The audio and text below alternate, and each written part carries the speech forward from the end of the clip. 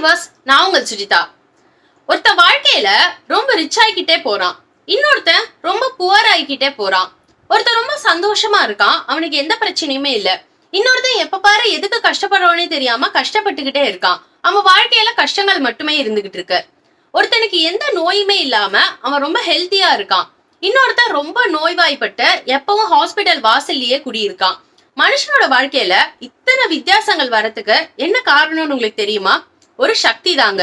ஒரே ஒரு சக்தி தான் இத்தனைக்கும் காரணம். அந்த ஒரு சக்தி நம்மளுக்குள்ள இருக்கிற நம்ம ஆழ் மனசோட சக்தி தாங்க. இந்த ஆழ் மனசோட சக்தியை வச்சு உங்களால வாழ்க்கையில எதை வேணா செய்ய முடியும்னு சொல்றாரு டாக்டர் ஜோசப் மர்ஃபி.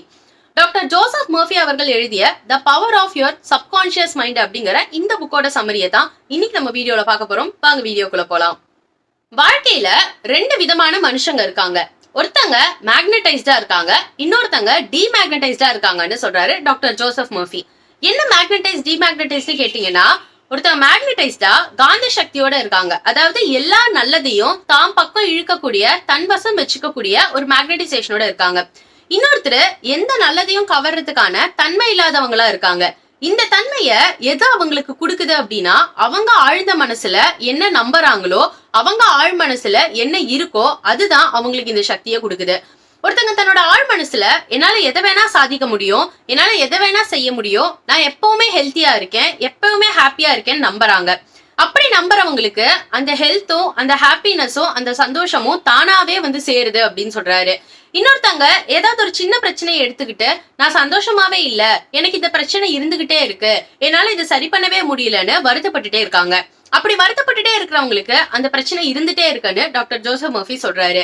எப்பவுமே உங்க ஆழ் மனசுல இருந்து நீங்க என்ன நம்புறீங்களோ, நீங்க எதுவா இருக்கீங்களோ அதுதான் நீங்க அப்படின்னு சொல்றாரு. இந்த உலகத்துல எல்லா விஷயங்களுக்குமே ஒரு பிரின்சிபல் இருக்குங்க. பொதுவா ஒரு விஷயம் விரியணும்னா அதை நம்ம சூடுபடுத்துவோம். இப்ப ஐஸ் உருகணும்னா அதை நம்ம ஹீட் பண்றோம். தண்ணி ஐஸா மாறணும்னா அதை நம்ம ஃப்ரீஸ் பண்றோம். இந்த மாதிரி உலகத்துல எல்லா விஷயங்களுக்குமே ஒரு பிரின்சிபல் இருக்கு, இப்படிதான் இந்த விஷயம் இயங்கும் அப்படின்னு. அந்த மாதிரிதான் நம்ம ஆழ் மனசுக்குன்னு ஒரு பிரின்சிபல் இருக்குங்க. லா ஆஃப் பிலீஃப் அப்படிங்கிறது தான் நம்ம ஆழ் மனசோட பிரின்சிபல். அதாவது நீங்க எந்த விஷயத்த நம்புறீங்கிறது தான் உங்க ஆழ் மனசோட பிரின்சிபல். நீங்க நல்ல விஷயங்களை நம்புறீங்க, நல்லது மட்டுமே போக்கஸ் பண்றீங்கன்னா அந்த நல்லது உங்களுக்கு கிடைக்கும். நீங்க கெட்ட விஷயத்த நம்புறீங்க, கெட்டது மட்டுமே தான் கான்சென்ட்ரேட் பண்றீங்கன்னா அந்த கெட்டது உங்களுக்கு கிடைக்கும். நம்மளுக்குள்ள ரெண்டு விதமான மனசு இருக்குங்க. கான்சியஸ் மைண்ட் ஒண்ணு, சப்கான்சியஸ் மைண்ட் அப்படின்னு ஒண்ணு. கான்சியஸ் மைண்ட் அப்படிங்கிறது சாதாரணமா நம்மளோட மனசு. நம்ம மனப்பூர்வமா என்னென்ன விஷயங்களை எல்லாம் செய்யறோமோ, எதையெல்லாம் நம்ம சுயநினைவோட யோசிச்சு செய்யறோமோ அது எல்லாமே கான்சியஸ் மைண்டோட வேலை. சப்கான்சியஸ் மைண்ட் அப்படிங்கிறது நம்மளோட ஆழ் மனசு. நம்ம சுயநினைவோட செய்யாத, நம்ம சுயநினைவுலயே இல்லாதப்போ நம்மள சுத்தி நடக்கக்கூடிய விஷயங்கள்லாம் நம்ம சப்கான்சியஸ் மைண்ட்ல தான் டைரக்டா போய் பதியும். உங்களோட கான்சியஸ் மைண்ட் இது நல்லதா கெட்டதான்னு பிரிச்சு பார்க்கும். ஆனா உங்களோட ஆழ் மனசு இது நல்லதா கெட்டதான்னு பிரிச்சு பார்க்காது. நீங்க எதை உள்ள அமிச்சீங்கனாலும் அதை அப்படியே ஏத்துக்கிட்டு அதை அப்படியே செயல்படுத்த ஆரம்பிச்சிரும். இது கிட்டத்தட்ட ஒரு மரத்தோட வேர் மாதிரி அப்படின்னு வச்சுக்கோங்க. அந்த வேர்ல நீங்க தண்ணி ஊத்துனீங்கனாலும் அந்த வேர் உறிஞ்சிக்கும், நீங்க பெட்ரோலை ஊத்துனாலும் அந்த வேர் உறிஞ்சிக்கும், பாலை ஊத்துனாலும் அந்த வேர் உறிஞ்சிக்கும். ஆனா தண்ணி ஊத்துனா மட்டும்தான் அந்த வேர் அழகான ஒரு மரமா வளரும். இதே வேற எதையாவது ஊத்துனீங்கன்னா அது அப்படியே ஸ்பாயில் ஆகி கெட்டு போயிடும். அதே மாதிரிதான் உங்க ஆழ் மனசும். இந்த ஆழ் மனசுங்கிறது நம்மளோட உடம்புக்கு ஒரு வேர் மாதிரி அப்படின்னு சொல்லலாம். யோசிச்சு பாருங்களேன், நீங்க தூங்கிட்டு இருக்கும் பொழுது திடீர்னு உங்களுக்கு ஹார்ட் பீட் நின்றுச்சுன்னா நீங்க இறந்து போயிடுவீங்க. திடீர்னு உங்களுக்கு டைஜஸ்டிவ் சிஸ்டமே வேலை செய்யலைன்னா உடம்புல எந்த செரிமானமுமே ஆயிருக்காது. திடீர்னு உங்க பிரெயின் வேலை செய்யறதை நிறுத்திடுச்சுன்னா நீங்க கோமாக்கு போயிடுவீங்க. அந்த மாதிரி தான் நம்மளோட ஆழ் மனசு தான் இந்த எல்லா விஷயங்களையும் ரெகுலேட் பண்ணிக்கிட்டு இருக்கு. ஆழ் மனசு அப்படிங்கிறது நம்மளுக்குள்ள 24 மணி நேரமும் வேலை பார்த்துட்டே இருக்கிற ஒரு விஷயம். மனுஷனோட வாழ்க்கையில இந்த 24 மணி நேரத்துல நம்ம 8 மணி நேரம் தூங்குறோம். கிட்டத்தட்ட 1/3 ஆஃப் த டைம் நம்ம தூக்கத்திலேயே போக்குறோம் அப்படின்னு சொல்லலாம். ஆனா இந்த தூங்கக்கூடிய நேரம் தான் நம்ம ஆழ் மனசுக்கு ரொம்பவே உகந்த நேரம் அப்படின்னு சொல்றாரு டாக்டர் ஜோசப் மர்ஃபி. நீங்க தூங்கும் பொழுதுதான் உங்க ஆழ் மனசு ரொம்ப வீரியமா செயல்படும். நீங்க தூக்கத்துல என்ன கனவு காண்றீங்க, நீங்க தூக்கத்துல என்ன யோசிக்கிறீங்க, நீங்க தூங்குறதுக்கு முன்னாடி பர்டிகுலரா எந்தெந்த விஷயங்கள் எல்லாம் யோசிக்கிறீங்களோ அதுவாவே நீங்க மாறுவீங்க அப்படின்னு சொல்றாரு. நீங்க ஒரு 10 நாளைக்குள்ளயோ இல்ல 15 நாளைக்குள்ளயோ ஒரு விஷயம் நடக்கணும் அப்படின்னு நினைச்சீங்கன்னா, தூங்குறதுக்கு முன்னாடி ஒரே ஒரு தடவை உங்க ஆழ் மனசு கிட்ட எனக்கு இந்த விஷயம் இன்னும் 10 நாள்ல நடக்கணும், எனக்கு இதை செஞ்சு கொடு அப்படின்னு சொல்லிட்டு படுத்தீங்கன்னா இன்னும் 10 நாள்லயோ இல்ல அதுக்கு முன்னாடியோவே கூட அந்த விஷயம் கண்டிப்பா நடக்கும் அப்படின்னு சொல்றாரு. இதுக்கு எக்ஸாம்பிளா ஒரு லேடி வந்து அவருக்கு ஒரு லெட்டர் எழுதி இருந்திருக்காங்க. ஒரு லேடி வந்து ரொம்ப காலகட்டமா அவங்களோட வாழ்க்கையில வந்து விரக்தியில வாழ்ந்துட்டு இருக்காங்க. அவங்களுக்கு வந்து ஹஸ்பண்ட் இறந்துட்டாங்க, அவங்களோட பசங்க எல்லாம் தனித்தனியா லைஃப்ல செட்டில் ஆயிட்டாங்க, அவங்க மட்டும் தனிமையில இருக்காங்க. அப்படி இருக்கும் பொழுது அவங்க டெய்லி தூங்க போகும் பொழுது நான் ரொம்ப சந்தோஷமான லைஃப வாழ்ந்துட்டு இருக்கேன், எனக்கு திருப்பி கல்யாணம் ஆகி எனக்கு ஹஸ்பண்ட் இருக்காரு, நாங்க ரொம்ப ஹாப்பியா இருக்கோம் அப்படின்னு நினைச்சிட்டு தூங்க போவாங்களாம். இப்படியே கொஞ்ச நாள் பண்ணிட்டு இருக்கிறப்போ திடீர்னு ஒரு நாள் ஒரிஜினலாவே ஒரு ஷாப் ஓனர் அவங்கள ப்ரப்போஸ் பண்றாரு. அவங்க 2 பேரும் ரொம்பவே சந்தோஷமா கல்யாணம் பண்ணிக்கிட்டு இப்போ அவங்க ட்ரீம் பண்ண அந்த லைஃப அவங்க வாழ்ந்துகிட்டு இருக்காங்க. இந்த லெட்டர் அவருக்கு எழுதி என்னோட ஆழ் மனசும் அவரோட ஆழ் மனசும் ஒத்து போனதுதான் இதுக்கு காரணம் அப்படின்னு சொல்லியிருந்தாங்களாங்க. எப்பவுமே உங்க வாழ்க்கையில நீங்க எதை ரொம்ப டீப்பா நினைக்கிறீங்களோ அதுவாவே நீங்க மாறுறீங்க, அதுவேதான் உங்களுக்கு நடக்கும். அதனால நல்ல விஷயங்களை மட்டுமே நினைங்க. பொதுவாவே ஒரு ஹாஸ்பிட்டல்ல ஒரு ஐசியூல இருந்தோ இல்ல ஒரு முக்கியமான சர்ஜரியில இருந்தோ ஒரு டாக்டர் வெளியில வந்தாங்கன்னா இந்த ஒரு விஷயத்த அவங்க சொல்றத நீங்க கவனிச்சிருப்பீங்க. நாங்க ட்ரீட்மெண்ட் தாங்க கொடுத்தோம், ஆனா கடவுள் தான் அவங்களை காப்பாத்தினாரு அப்படின்னு சொல்லுவாங்க. பொதுவாவே டாக்டர் சொல்லக்கூடிய ஒரு saying, doctor treats but god heals அப்படின்னு சொல்லுவாங்க. நாங்க ட்ரீட்மெண்ட் தான் கொடுக்கறோம், ஆனா கடவுள் தான் அவங்களை காப்பாத்துறாரு அப்படின்னு சொல்லுவாங்க. இந்த கடவுள் அப்படிங்கறத அவங்க எதை மென்ஷன் பண்றாங்கன்னா உங்களுக்குள்ள இருக்கக்கூடிய ஆழ் மனசு. அந்த ஆழ் மனச நீங்க கடவுளா பாக்குறீங்க. இந்த ஆழ் மனசுல நீங்க எதை நம்புறீங்களோ அதுதான் உங்களுக்கு நடக்குது. ஒரு பேஷண்ட்டுக்கு இவங்க எவ்வளவுதான் ட்ரீட்மெண்ட் கொடுத்தாலும் நான் நல்லாதான் இருக்கேன், நான் பொழைச்சிருவேன், எனக்கு ஒண்ணுமே ஆகாது அப்படின்னு அந்த பேஷண்ட் நம்புறது மூலமா தான் அவங்க குணமடைகிறாங்க. ஒரு டாக்டர் தொடர்ந்து ட்ரீட்மெண்ட் கொடுத்துட்டே இருந்து அந்த பேஷண்ட் என்னால பொழைக்க முடியாது, நான் செத்துருவேன், நான் நல்லா இருக்க மாட்டேன் அப்படின்னு நினைச்சிட்டு இருந்தாங்கன்னா கண்டிப்பா அந்த பேஷண்ட் பொழைக்கவே மாட்டாங்க. எப்பவுமே ஒரு டாக்டர் ஆபரேஷன் தியேட்டருக்குள்ள போறதுக்கு முன்னாடி வெளியில இருக்கிறவங்க கிட்ட சொல்லுவாரு, நாங்க போய் ட்ரீட்மெண்ட் கொடுக்குறோம், நீங்க உங்களுக்கு பிடிச்ச தெய்வத்தை ப்ரே பண்ணிக்கோங்க, அவர் சரியாகணும்னு நீங்க வேண்டிக்கோங்க அப்படின்னு சொல்லுவாரு. இதுக்கு முக்கியமான காரணம் ஒரு பேஷண்ட் தன்னால குணமாக முடியுங்கிறத முதல்ல நம்பணும். அதே மாதிரி அந்த பேஷண்ட்டை சுத்தி இருக்கிறவங்களும் இவர் சரியாயிடுவாரு அப்படிங்கறத நம்பணும். எப்போ இந்த எல்லா ஆழ் மனசும் ஒரே அடியா இவங்க சரியாவாங்க அப்படிங்கறத நம்புதோ அப்ப அந்த ஆழ் மனசோட சக்தியே அந்த பேஷண்ட்டை காப்பாத்தும் அப்படிங்கிறது தான் இந்த டாக்டர்ஸோட தாட். அதனாலதான் எப்பவுமே அவங்க சொல்லும் பொழுது நாங்க ட்ரீட்மெண்ட் கொடுக்குறோம் ஆனா கடவுள் காப்பாத்துவாரு அப்படின்னு சொல்றாங்க. ஒரு விஷயம் உங்களுக்கு சரியாகணும், நீங்க குணமாகணும் அப்படின்னா அது உங்க ஆழ் மனசுல இருந்து நீங்க முதல்ல நம்பணும்.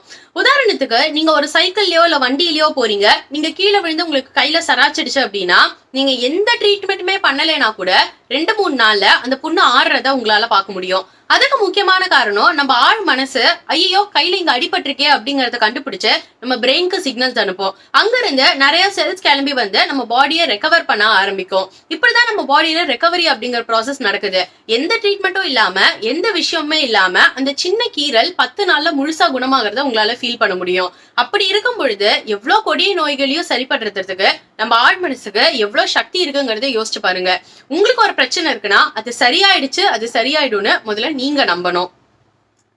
எனக்கு இந்த விஷயம் சரியாயிடும் அப்படின்னு நீங்க நம்புறது எப்பவுமே பாசிட்டிவான ஒன்னா இருக்கணும். நான் ஏற்கனவே சொன்ன மாதிரி நம்ம ஆழ் மனசால கெட்டதையும் நல்லதையும் பிரிச்சு பார்க்க முடியாது. நீங்க ஒரு கெட்ட விஷயத்த நினைச்சீங்கன்னா கூட அந்த ஆழ் மனசு அதை அப்படியே நம்பிட்டு அதை செயல்படுத்த ஆரம்பிச்சிரும். டாக்டர் ஜோசப் மர்ஃபியோட ஃப்ரெண்டு டாக்டர் ஃபிளீட் அப்படிங்கிறவரு ஒரு நாள் வந்து டாக்டர் ஜோசப் மர்ஃபி கிட்ட சொல்லிட்டே இருப்பாராம், என் பொண்ணுக்கு வந்து ஆர்த்ரைட்டிஸ் இருக்கு, அது எப்படியாவது சரியாகணும், அதுக்கு என் கையை நான் இழந்தாலும் பரவாயில்ல அப்படின்னு சொல்லுவாராம். இதை வந்து அவர் அடிக்கடி சொல்லிட்டு அடிக்கடி நினைச்சிட்டே இருந்திருக்காரு. இதே மாதிரி ஒரு நாள் அவங்க கார்ல போகும்பொழுது அவருக்கு ஆக்சிடென்ட் ஆகி அவரோட ரைட் ஹேண்ட் வந்து ஷோல்டரோட உடைஞ்சிருது. ஆனா அதுல இருந்து ஒரு 2-3 நாள்ல அவர் பொண்ணுக்கு ஆர்த்ரைட்டிஸ் சரியாயிருது. அவர் சாதாரணமா என் கை போனாலும் பரவாயில்ல அவளுக்கு இது சரியாகணும்னு சொன்ன அந்த விஷயத்த அவரோட ஆழ் மனசு ரொம்ப டீப்பா எடுத்துக்கிச்சு. அதுபடியே அவரோட கை போய் அவர் பொண்ணுக்கு சரியும் ஆயிருக்கு. இதைத்தான் டாக்டர் ஜோசப் மர்ஃபி சொல்றாரு, நீங்க எந்த விஷயத்த செய்யணும்னாலும் அதை பாசிட்டிவான நோக்கத்துல நினைங்க, நீங்க நெகட்டிவா கொஞ்சம் நினைச்சா கூட அது உங்க வாழ்க்கையில அப்படியே நடந்துரும் அப்படின்னு. ஏன்னா இந்த சப்கான்சியஸ் மைண்ட்லாம் நம்மளோட மெமரி பவருக்கு முக்கியமான காரணம். ஒருத்தரை நீங்க பாக்குறீங்க, அவங்கள உங்களால ரொம்ப நாளைக்கு ஞாபகம் வச்சுக்க முடியுது. ஒரு விஷயத்த நீங்க செய்யறீங்க, அது உங்களுக்கு ரொம்ப நாளைக்கு ஞாபகம் இருக்கு அப்படின்னா அதுக்கு முக்கியமான காரணம் சப்கான்சியஸ் மைண்ட் தான். ஒரு விஷயம் நடக்கும் பொழுது அது நம்ம ஆழ் மனசுல பதியுது. பதியறதுனாலதான் திருப்பி அதே மாதிரி ஒரு விஷயம் நடக்கும் பொழுது நம்மளால அதை உணர முடியுது.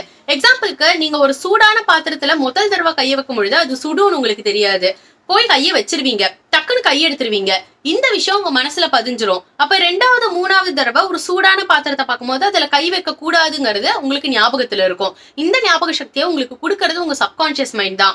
இவ்வளவு விஷயத்த ஞாபகம் வச்சுக்குதுன்னா அப்ப அதுக்கு எவ்வளவு பவர்ஃபுல்லா இருக்கும்னு யோசிச்சு பாருங்க. அப்பேற்பட்ட பவர்ஃபுல்லான ஒரு விஷயத்துக்கிட்ட நீங்க பாசிட்டிவான திங்ஸை மட்டும் தான் விதைக்கணும். நெகட்டிவா ஒரு விஷயத்த விதைச்சீங்கன்னா அது அந்த நெகட்டிவிட்டி அப்படியே எடுத்துக்கிட்டு எக்ஸிக்யூட் பண்ணிடும். Doctor Joseph Murphy scientific thinking அப்படின்னு ஒரு விஷயத்த ரொம்பவே முக்கியமா சொல்றாரு. சயின்டிபிக் இமேஜினேஷன் அப்படிங்கிறது என்னன்னா, நீங்க எந்த விஷயத்த செய்யணும்னு நினைக்கிறீங்களோ, நீங்க எதுவா ஆகணும்னு நினைக்கிறீங்களோ, முதல்ல நீங்க அதுவா இருக்கிற மாதிரி கற்பனை பண்ணி பாருங்க அப்படின்னு சொல்றாரு. பெரிய பெரிய சயின்டிஸ்ட் எல்லாருமே தான் ஒரு இன்வென்ஷன் பண்றதுக்கு முன்னாடி அந்த இன்வென்ஷன் ஆல்ரெடி இருக்கிற மாதிரியும், அது அவரோட கையில இருக்கிற மாதிரியும், அந்த இன்வென்ஷன் வச்சு அவங்க என்னெல்லாம் பண்ணுவாங்கங்கிற மாதிரி இமேஜின் பண்ணுவாங்களாம். அப்படி இமேஜின் பண்றது மூலமா தான் அவங்களால நிறைய விஷயங்களை கண்டுபிடிக்க முடிஞ்சதுன்னு சயின்டிபிக்காவே அவங்க ஒத்துக்கிட்டு இருந்திருக்கவும் செய்யறாங்க. நிறைய சயின்டிஸ்ட் அவங்க கண்டுபிடிச்ச விஷயங்களை முதல்ல அவங்கள கனவுல பார்த்ததா தாங்க சொல்றாங்க. உதாரணத்துக்கு பென்சின் ரிங்க கண்டுபிடிச்ச சயின்டிஸ்ட் பென்சினோட ஃபார்முலாவை முதல்ல தேடிட்டு இருக்கும் பொழுது அது எப்படி இருக்குங்கிறது அவருக்கு ஐடியாவே இல்ல. ரொம்ப காலகட்டமா யோசிச்சுட்டே இருக்கும் பொழுது அதையே நினைச்சிட்டு தூங்க போறாரு.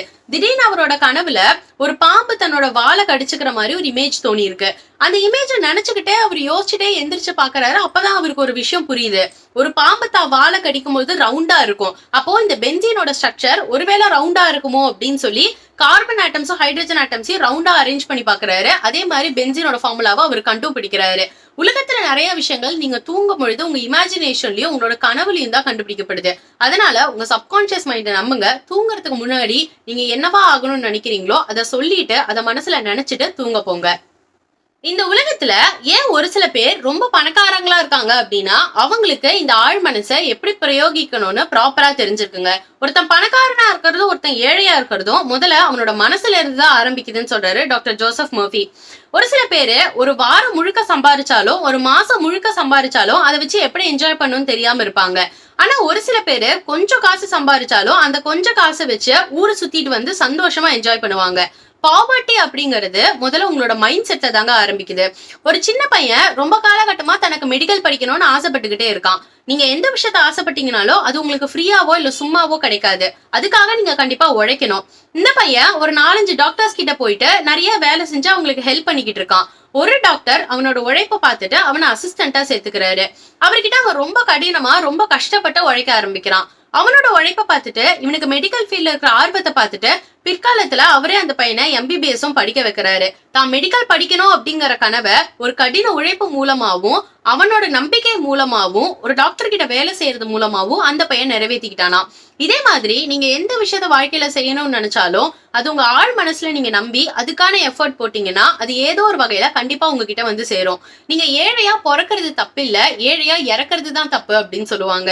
நீங்க பிறக்கிறப்ப எப்படி வேணா பிறந்திருக்கலாம். ஆனா உங்க மைண்ட் செட் மூலமா உங்க ஆழ் மனசு மூலமா உங்களை எப்பேற்பட்ட நிலைக்கு வேணா கொண்டு வர முடியும்.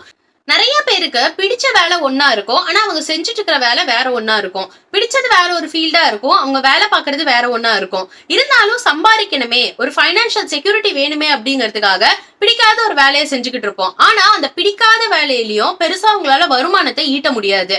ஏன்னா அதுக்கு முக்கியமான காரணம் அந்த விஷயத்த உங்க ஆழ் மனசுல இருந்து நீங்க சந்தோஷமா செய்யல. இப்ப நான் ஆழ் மனசுக்கு ஒரு சந்தோஷமான வேலையை செய்யணும், அதே டைம்ல எனக்கு பைனான்சியலாவும் சப்போர்ட் வேணும் அப்படின்னா நீங்க பிடிக்காத ஒரு வேலையை செஞ்சுட்டு இருக்கிறப்பவே பிடிச்ச வேலையை செய்ய ஆரம்பிங்க. அதுக்காக எஃபர்ட் போடுங்க, அதுக்காக கஷ்டப்படுங்க. அது ஒரு சைடு ஹஸ்டலா வச்சுக்கோங்க. எப்போ இதுல போதுமான அளவுக்கு வருமானம் வருதுன்னு உங்களுக்கு தோணுதோ அப்ப அந்த பிடிக்காத வேலையை விட்டுருங்க.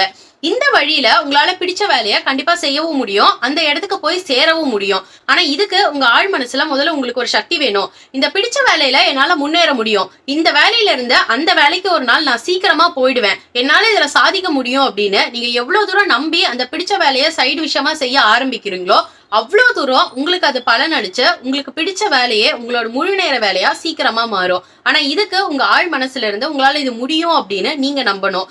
பேசிக்கா இந்த புக்ல அவர் சொல்ல வர ஒரே விஷயம், உங்க வாழ்க்கையில எந்த விஷயமா இருந்தாலும் உங்க ஆழ் மனசுல இருந்து அந்த விஷயத்த நீங்க நம்பினீங்கன்னா அது உங்களுக்கு கிடைக்கும். ஆழ் மனசுல நம்பிக்கை இல்லாம மேம்போக்கா ஒரு வேலையை செஞ்சீங்கன்னா அந்த விஷயம் உங்களுக்கு எப்பவுமே கிடைக்காது. ஆழ் மனசுல நீங்க பாசிட்டிவா நினைச்சீங்கன்னா உங்களுக்கு பாசிட்டிவா நடக்கும். நீங்க நெகட்டிவா மட்டுமே விதைச்சிட்டு இருந்தீங்கன்னா உங்களுக்கு நெகட்டிவா மட்டுமே தான் நடக்கும். அப்படிங்கறதுதான் இந்த புக்ல ஆல் ஓவரா அவர் சொல்ல வர முக்கியமான விஷயம். இது ஒவ்வொரு இடத்துக்கும் சொல்லியிருக்காரு. ஹெல்த்துக்கு எப்படி ஒர்க் அவுட் ஆகுது, பாவர்ட்டிக்கு எப்படி ஒர்க் அவுட் ஆகுது, இது உங்களோட வேலைக்கு எப்படி ஒர்க் அவுட் ஆகுது அப்படின்னு இந்த மாதிரி விஷயங்கள்லாம் சொல்லியிருக்காரு. இதையும் தாண்டி நீங்க இன்னும் முழுசா எல்லாமே தெரிஞ்சுக்கணும் அப்படின்னு நினைச்சீங்கன்னா இந்த புக்கை நீங்க வாங்கி படிக்கணும். இந்த புக்குக்கான லிங்கை நான் டிஸ்கிரிப்ஷன்ல கொடுத்திருக்கேன், மறக்காம இந்த புக்கை போய் நீங்க படிங்க. இந்த புக்கை பத்தின உங்களோட தாட்ஸ் என்னன்னு மறக்காம கமெண்ட் செக்ஷன்ல சொல்லுங்க. வேற ஏதாவது புக் பத்தியோ இல்ல வேற ஏதாவது டாபிக் பத்தியோ நம்ம பேசணும்னா அதையும் கமெண்ட் செக்ஷன்ல சொல்லுங்க, கண்டிப்பா நம்ம பேசலாம். இந்த வீடியோ உங்களுக்கு பிடிச்சிருந்தா இந்த வீடியோ தம்ஸ் அப் கொடுத்துட்டு நம்ம சேனலை சப்ஸ்கிரைப் பண்ணிட்டு மறக்காம பக்கத்துல இருக்க பெல் ஐகான் கிளிக் பண்ணிக்கோங்க. அப்பதான் நான் ஃப்ரீக்வெண்டா அப்லோட் பண்ற வீடியோஸ் உங்களுக்கு வரும்.